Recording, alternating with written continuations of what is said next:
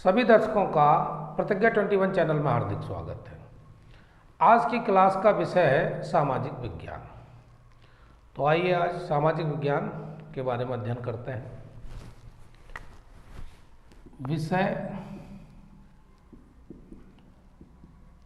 सामाजिक विज्ञान। अब सामाजिक विज्ञान में एक तो वस्तुनिष्ठ प्रश्न हो गए,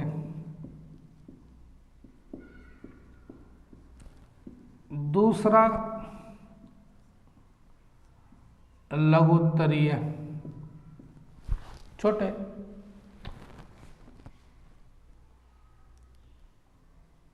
तीसरा दीर्घोत्तरीय। अब ये तीन प्रकार के प्रश्न और चौथे नंबर पर मैप से संबंधित।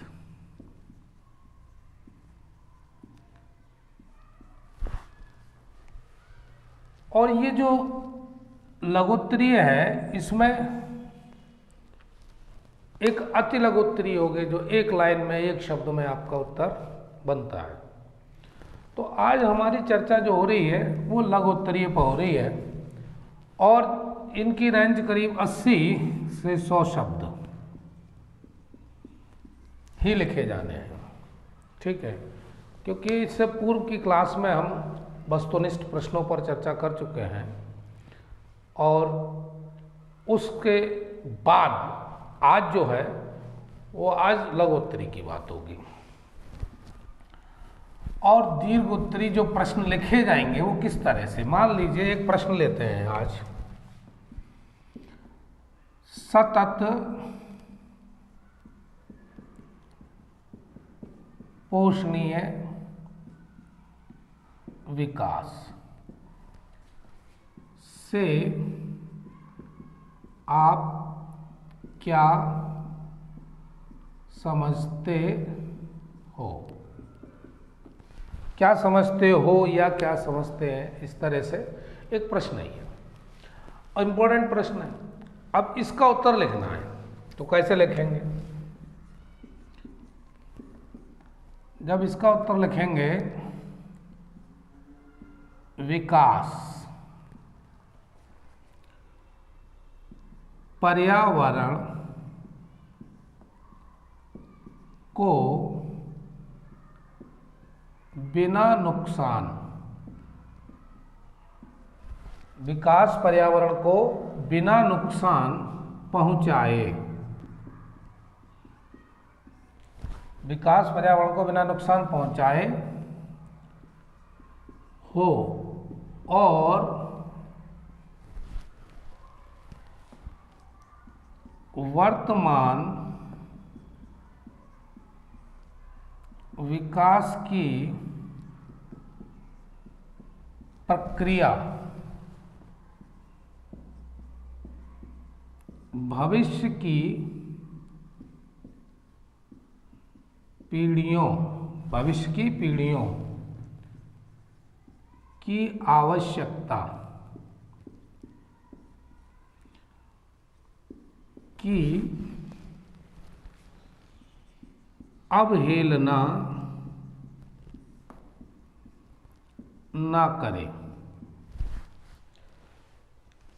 अब ये जो प्रश्न है सतत पोषणीय विकास क्या है, पहले तो इसका अर्थ ही लिखेंगे क्योंकि पूछे ही यही है कि आप क्या समझते हो, सतत पोषणीय विकास से आप क्या समझते हो? विकास पर्यावरण को बिना नुकसान पहुंचाए हो, यानी जो भी डेवलपमेंट है वो कैसा होना चाहिए कि भाई उससे पर्यावरण को कोई नुकसान ना पहुंचे और वर्तमान विकास की प्रक्रिया भविष्य की पीढ़ियों की आवश्यकता की अवहेलना ना करे, क्योंकि भविष्य में जो आने वाली पीढ़ी है उनको भी उसका लाभ मिल सके, ऐसा ना हो एक ही पीढ़ी उसको नष्ट कर दे। आगे लिखना है अर्थात विकास हो पर पर्यावरण को नुकसान, पर्यावरण को नुकसान पहुंचाए बिना हो, पहुंचाए बिना हो। यहां तक बात आपको समझ में आ गई। सतत पोषणीय विकास में आपको लिखना क्या है, वो इस तरीके से लिखना है। हम संसाधनों का प्रयोग, हम संसाधनों का प्रयोग करें पर सीमित मात्रा में तथा संसाधनों को बर्बाद होने से भी बचाएं।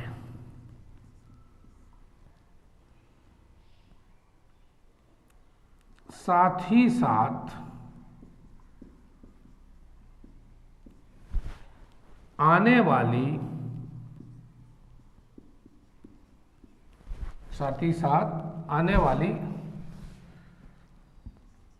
पीढ़ियों, साथ ही साथ आने वाली पीढ़ियों के लिए भी संसाधनों को बचाकर रखें, तभी हम सतत पोषणीय विकास को प्राप्त कर सकते हैं। अब इस पूरे पैराग्राफ को आप एक बार फिर समझ लो और आज ही याद हो जाएगा ये। सतत पोषणीय विकास से आप क्या समझते हैं? विकास पर्यावरण को बिना नुकसान पहुंचाए, विकास हो लेकिन पर्यावरण को नुकसान नहीं होना चाहिए, और वर्तमान विकास की प्रक्रिया भविष्य की पीढ़ियों की आवश्यकता की अवहेलना ना करे, क्योंकि भविष्य में जो आने वाली पीढ़ी है उसको भी जरूरत पड़ेगी, तो उसको भी ध्यान में रखा जाए। पानी है, मान लीजिए जितना जरूरत है उतना खर्च करो ना। अगर उसको जरूरत से ज़्यादा खर्च कर रहे हो, उसको बेवजह फैला रहे हो जिसका कोई प्रयोग नहीं है ना। मान लीजिए आप गाड़ी धो रहे हो, गाड़ी धोने के लिए ज़रूरत है 4 बाल्टी के लिए, आपने 50 बाल्टी समर से धो दी, तो क्या हुआ? बाकी पानी तो बेकार हो गया। तो अब आने वाली पीढ़ी के लिए पानी बचेगा कहाँ से, जब सारा पानी अभी खर्च कर दे रहे हैं। ठीक है ना। ये तो एक उदाहरण दिया मैंने, इस तरह से बहुत सारी चीज़ें हैं। अर्थात विकास हो पर पर्यावरण को नुकसान पहुंचाए बिना हो, हम संसाधनों का प्रयोग करें पर सीमित मात्रा में, जितनी जरूरत है उतनी करें ना, तथा संसाधनों को बर्बाद होने से भी बचाएं। साथ ही साथ आने वाली पीढ़ियों के लिए भी संसाधनों को बचा कर रखें, तभी हम सतत पोषणीय विकास को प्राप्त कर सकते हैं। अब पूरी तरह से दिमाग में बैठ गई होगी बात कि सतत पोषणीय विकास कहते किसे हैं और क्या होता है। तो एक पैराग्राफ में आपने ये समझा, थोड़ा सा और इसको बढ़ाइए तो पूरे आपको 80 और 100 शब्दों के बीच में ये प्रश्न हो जाता है और पूरा नंबर आपको मिल जाएगा। आगे और लिखना है इसमें, सतत विकास की संकल्पना, सतत विकास की संकल्पना का वास्तविक विकास, सतत विकास की संकल्पना का वास्तविक विकास 1987 में हमारा साझा भविष्य नामक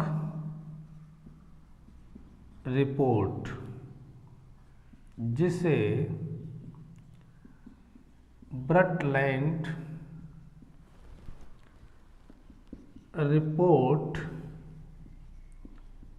के नाम से भी जाना जाता है,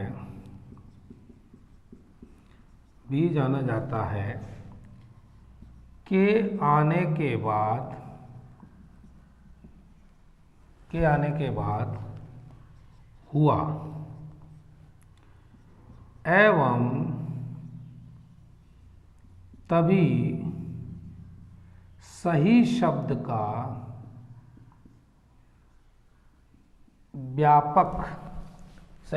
का व्यापक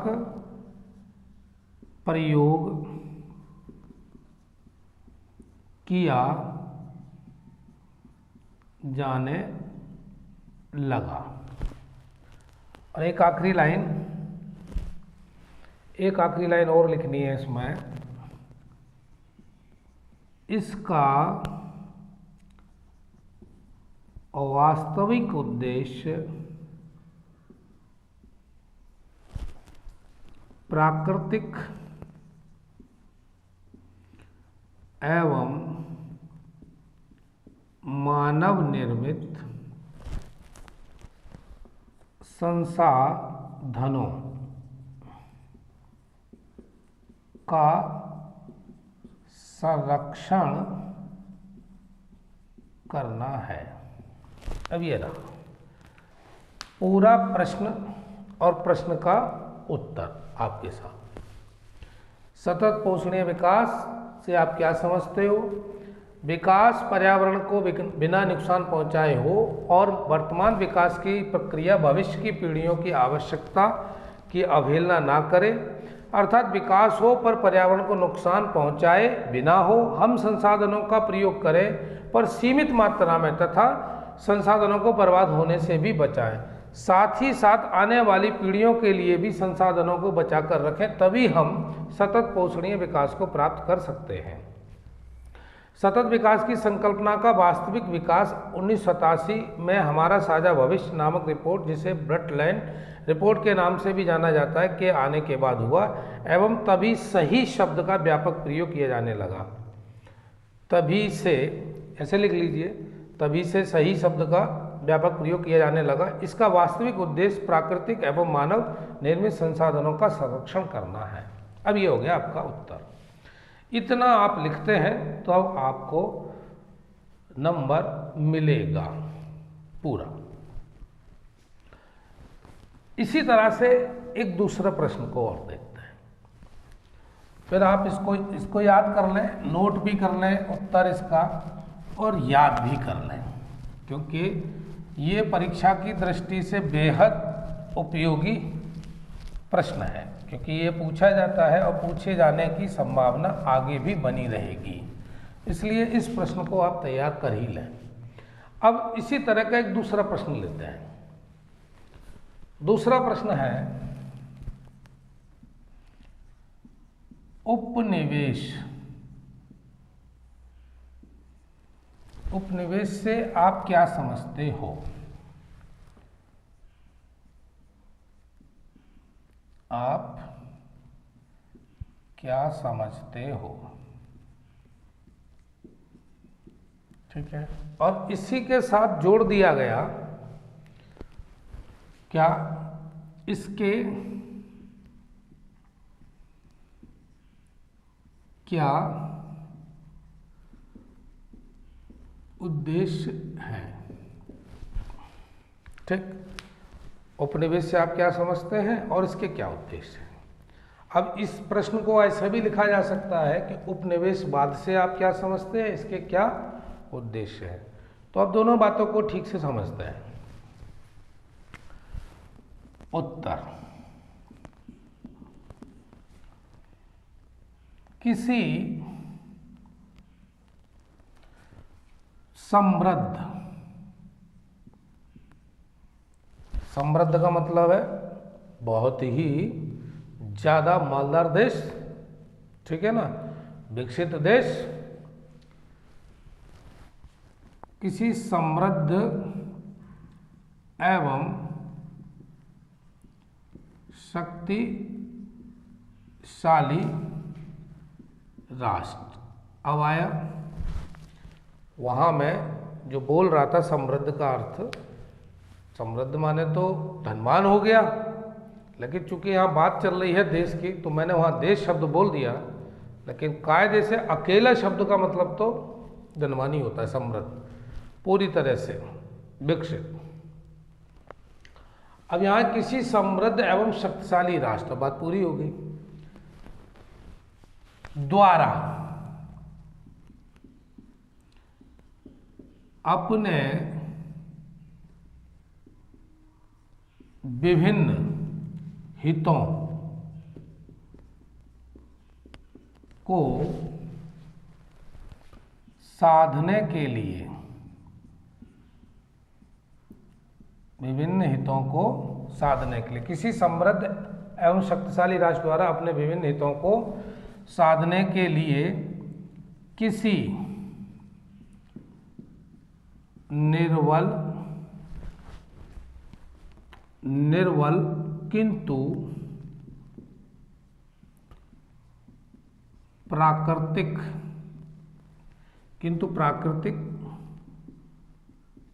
संसाधनों से परिपूर्ण, प्राकृतिक संसाधनों से परिपूर्ण राष्ट्र के विभिन्न संसाधनों का शक्ति के बल पर उपभोग करना। अब देखिए, उपनिवेश का मतलब समझना है क्या, किसी समृद्ध एवं शक्तिशाली राष्ट्र द्वारा अपने विभिन्न हितों को साधने के लिए किसी निर्बल किंतु प्राकृतिक संसाधनों से परिपूर्ण राष्ट्र के विभिन्न संसाधनों का शक्ति के बल पर उपभोग करना। अब इसको थोड़ा इस तरीके से समझें, क्योंकि भारत 1947 से पहले उपनिवेश था, किसका था, ब्रिटेन का, क्योंकि अंग्रेज यहाँ पर शासन कर रहे थे। तो तुलना करो ब्रिटेन से और भारत की, तो उस जमाने में शक्तिशाली कौन है राष्ट्र, ब्रिटेन ही है। तो यहाँ यही तो पूछा है कि समृद्ध एवं शक्तिशाली राष्ट्र अपने हितों के लिए, अपनी भलाई के लिए निर्बल यानी कमजोर राष्ट्र पर क्या करता है, निर्बल किंतु प्राकृतिक संसाधनों से परिपूर्ण। अब भारत निर्बल था और प्राकृतिक संसाधनों से परिपूर्ण था, तो इन्होंने यहां पर आके क्या कर लिया, कब्जा कर लिया, किस पर, भारत पर, विभिन्न संसाधनों का शक्ति के बल पर यानी बलात्, उसको जबरन यानी शक्ति के बल पर उपभोग करना। तो ये किया, शासन किया अंग्रेजों ने, लगभग 200 साल तक किया, और यहाँ बहुत सारी चीज़ों को मतलब इस देश से ही ले गए और प्राकृतिक संसाधनों का उपभोग किया, ठीक है ना। तो ये सब क्या था, उपनिवेश, यानी यूरोप के जो देश थे वो अधिकांश अलग दूसरे अन्य देशों में जाकर उन्होंने अपने उपनिवेश बनाए। अब आप समझ में आ गई होगी आपको कि शक्ति के बल पर, अन्यथा कैसे बना लोगे, कोई किसी के घर में कैसे घुस जाएगा, तभी घुस सकता है कि वो घर में रहने वाला कमजोर हो, अन्यथा तो कोई सवाल ही नहीं है, क्योंकि सब अपनी अपनी सुरक्षा रखते ही हैं घर की। अगर कमजोर होगी, उसकी सिक्योरिटी कमजोर है, तभी कोई घुस पाएगा। तो यहाँ कुछ ना कुछ ऐसा रहा। कारण खाली यही नहीं है, कुछ और भी कारण है, इसके अलावा भी हैं, लेकिन फिलहाल समझने के लिए इतना काफ़ी है। अगले पैराग्राफ में लिखेंगे, इतिहास में प्राय 15वीं शताब्दी से 15वीं शताब्दी से लेकर 20वीं शताब्दी तक उपनिवेशवाद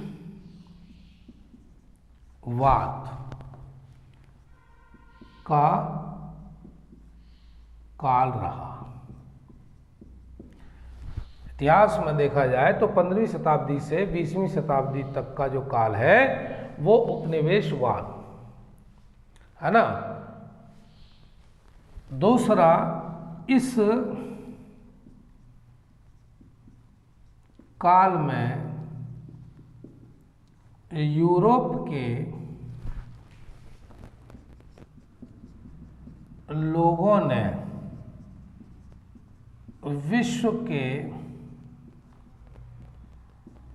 विभिन्न भागों में उपनिवेश, यानी उपनिवेश का मतलब कॉलोनी बनाए। कौन सी शताब्दी से लेकर? 15वीं से लेकर 20वीं शताब्दी तक कब्जा किया, राजनीतिक सत्ता भी कायम की। भारत तो इसका उदाहरण है ही, लेकिन आपको प्रश्न का उत्तर लिखना है इस तरह से। उपनिवेश से आप क्या समझते हो, ये आपको इतना लिखना है, ठीक है ना। और उपनिवेश हो या उपनिवेशवाद हो, लिखना यही है कि दूसरे देशों में जाकर एक मजबूत और समृद्धशाली राष्ट्र किसी दूसरे निर्बल, है ना, कमजोर राष्ट्र पर कब्जा कर ले, और वहाँ पर उसके प्राकृतिक संसाधनों का प्रयोग करे, शासन सत्ता में भी अपनी दखलंदाजी शुरू करे, और पूरा शासन ही किया था यहाँ पे तो भारत में। तो ये उनका उपनिवेश, ठीक है ना। तो उपनिवेश का मतलब समझ गए। अब अगला देखो, इसने एक प्रश्न इसी में जोड़ दिया, इसके क्या उद्देश्य थे। मतलब उपनिवेशवाद की क्या उद्देश्य? उद्देश्य तो सामने नजर आ रहा है कि भाई दूसरे का माल हड़पना, यही उद्देश्य है। और क्या है? मोटा मोटा देखा जाए तो यही उद्देश्य है। भाई दूसरे पर जबरदस्ती कब्जा कर रहे हो, उसके संसाधनों का प्रयोग कर रहे हो, है ना, और बेवजह वहाँ की सभ्यता संस्कृति यानी पता नहीं क्या क्या नष्ट कर रहे हैं। और भारत में आके अंग्रेजों ने तो बिल्कुल ही नष्ट कर दिया। पूरी शिक्षा प्रणाली जो थी वो ही ध्वस्त कर दी। भाई हमारी जो शिक्षा प्रणाली थी प्राचीन भारत के इतिहास में देखो, मुगल आए, अरब आए, तुर्क आए, इन्होंने बिगाड़ा, बचा कुचा अंग्रेजों ने बिगाड़ दिया। जबकि प्राचीन काल में वेदों पर आधारित, वैदिक संस्कृति पर आधारित शिक्षण प्रणाली थी। और विश्व में अपना स्थान भी रखता है भारत। क्यों रखता है? क्योंकि उस टाइम उसकी शिक्षा प्रणाली बहुत अच्छी थी। अंग्रेजों ने आके उसको बिल्कुल बेकार बना दिया और चली वही आ रही। आज भी कौन सी बदली गई है? आज भी वही चल रही है। अंग्रेजों के बनाए हुए जो शिक्षा प्रणाली है उसी को थोड़ा बहुत परिवर्तन करते रहते हैं, समय समय पे आके लगभग चल वैसा ही रहा। क्या अंतर है? तो पूरी तरह से विदेशी प्रभाव में आकर शिक्षा प्रणाली हो गई अपने देश की। तो मूल रूप से अपने देश की जो शिक्षा प्रणाली थी वो तो खत्म ही है, अब है ही कहाँ, देखने को ही नहीं मिल रही। और तब विद्वान लोग हुआ करते थे, आर्यभट्ट थे। विद्वान क्या आज नहीं है? आज भी बहुत है, लेकिन तुलना की जाए तो पहले संसाधन कम थे, सुविधाएं कम थीं, उपलब्धि ज़्यादा थी। आज सुविधाएं ज़्यादा हैं, उपलब्धि कम है। फर्क पड़ा नहीं पड़ा? तो यही था। अब इसके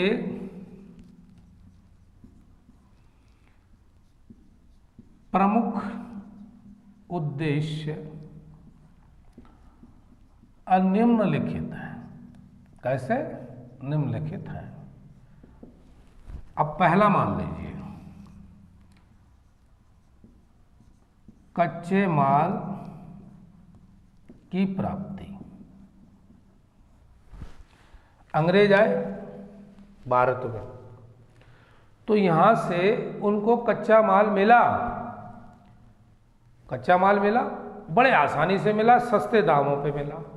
फिर वो इंग्लैंड में ले जाकर उससे अन्य यूरोपीय देशों में माल तैयार करके और ऊंची कीमत पर, ऊंचे दाम पर बेचा, बहुत लाभ कमाया।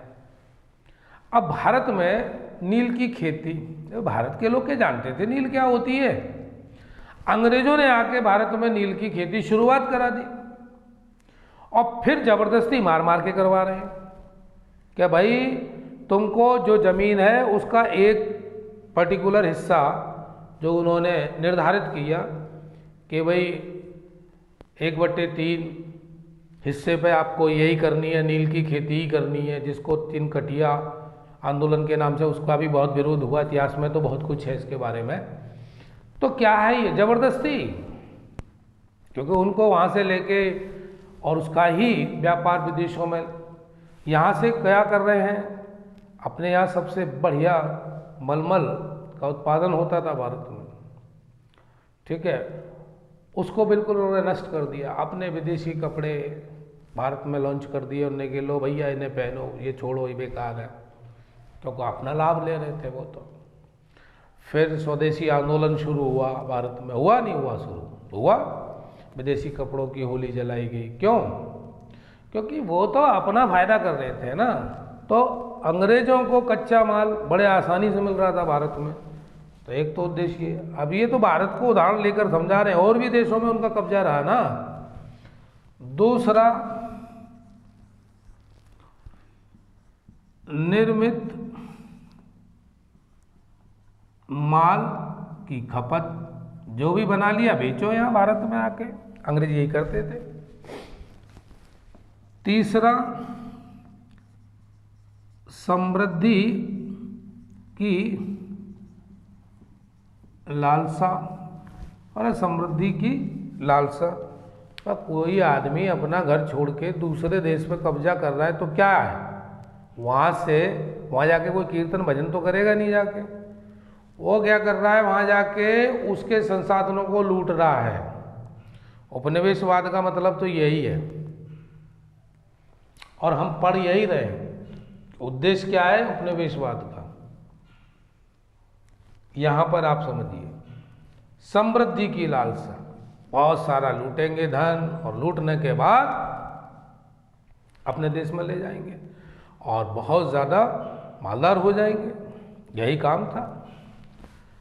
चौथा एक और देखो भाई, अधिक स्वर्ण, अधिक समृद्धि, अधिक कीर्ति, ये क्या है? भारत सोने की चिड़िया कहा जाता था, ये हमने सुना है, आपने भी सुना है, क्योंकि यहाँ बहुत ज़्यादा सोना था, ठीक है। अब वो क्या कर रहे हैं, विदेश के लोग यहाँ से आकर सोना ले जाएंगे। अधिक समृद्धि, जब दूसरे का माल छीन झपट के रखोगे अपने पास तो वैसे ही समृद्धि हो ही जानी है। और दूसरा, अधिक कीर्ति, और नाम भी होगा, देखो हमारे इतने देशों में उपनिवेश है, ठीक है ना, वहाँ हमारा ये व्यापार चल रहा है। भाई अंग्रेज आए तो थे मसाला व्यापार करने, मसाले ले जाते थे केरल से, वो केरल के पास तटीय जितने भी क्षेत्र थे वहाँ से अब विदेशों में ले जाते थे। एक मसाला व्यापारी जो ईस्ट इंडिया कंपनी वाले, और पूरा 200 साल भारत पर शासन करके, कमाल है ना भाई। तो यही कमाल क्या था, कमजोर, यहाँ का राष्ट्र कमजोर उनकी तुलना में, तभी तो कब्जा कर ले। कब्जा तो तभी करता है क्योंकि जो सबल होगा वो निर्बल पर कब्जा कर ही लेगा, तो वही हुआ। पांचवा पॉइंट, बेगार तथा सस्ते मजदूर प्राप्त करना। यहाँ से क्या, उपनिवेश जहाँ पर होगा वहाँ पर क्या होगा, उनसे बेगार कराई जाएगी, सस्ते दामों पे मजदूर मिल जाएंगे, यह उनका उद्देश्य था। तो प्रश्न आज पूरी तरह से आपको याद हो जाना चाहिए कि उपनिवेश से आप क्या समझते हैं, इसके क्या उद्देश्य हैं। एक बार मैं पूरा फिर पढ़ दे रहा हूँ और आपको दिख भी रहा है सामने, किसी समृद्ध एवं शक्तिशाली राष्ट्र द्वारा अपने विभिन्न हितों को साधने के लिए किसी निर्बल किंतु प्राकृतिक संसाधनों से परिपूर्ण राष्ट्र के विभिन्न संसाधनों का शक्ति के बल पर उपभोग करना। इतिहास में प्राय 15वीं शताब्दी से लेकर 20वीं शताब्दी तक उपनिवेशवाद का काल रहा। इस काल में यूरोप के लोगों ने विश्व के विभिन्न भागों में उपनिवेश बनाए, और उदाहरण आपको मैंने बताया, जैसे ब्रिटेन के लोगों ने भारत में। इसके प्रमुख उद्देश्य निम्नलिखित: कच्चे माल की प्राप्ति, निर्मित माल की खपत, समृद्धि की लालसा, है ना, अधिक स्वर्ण, अधिक समृद्धि और अधिक कीर्ति, बेगार तथा सस्ते मजदूर प्राप्त करना, ये रहे। अब आप चाहें तो इनमें और बड़ा करें तो इसके अंदर एक एक हेडिंग बना लीजिए इनको, और एक एक दो दो लाइन इसमें भी लिख दीजिए तो और बड़ा हो जाएगा, ठीक है ना। तो ये रहा आपका ये 2 प्रश्न सामाजिक विज्ञान के। क्योंकि इन 2 प्रश्नों से आप तैयारी शुरू करिए कि इस तरह से प्रश्न लिखना है, याद करना है, साथ के साथ याद करो, क्योंकि ज़्यादा प्रश्न लेते हैं तो वीडियो लंबी होती है, मुश्किल हो जाएगा। फिर 2 प्रश्न आज की तारीख में याद कर लीजिए, ये 2 बताए मैंने, दोनों इंपॉर्टेंट प्रश्न हैं और दोनों याद कर लीजिए, ठीक है भाई। तो आज क्लास यहीं छोड़ते हैं, मिलते हैं फिर किसी नए टॉपिक और नए सब्जेक्ट के साथ। तब तक यूँ जुड़े रहिए। वीडियो देखने के लिए दिल से धन्यवाद।